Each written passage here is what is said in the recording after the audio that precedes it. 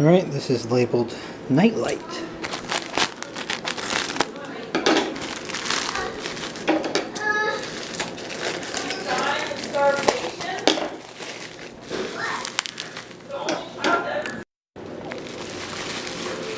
Okay, here it is.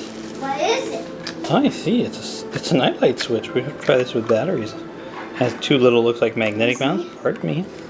It needs, it's like one AAA battery here and one up here. Oh, and there's some mounts inside, Velcro mounts.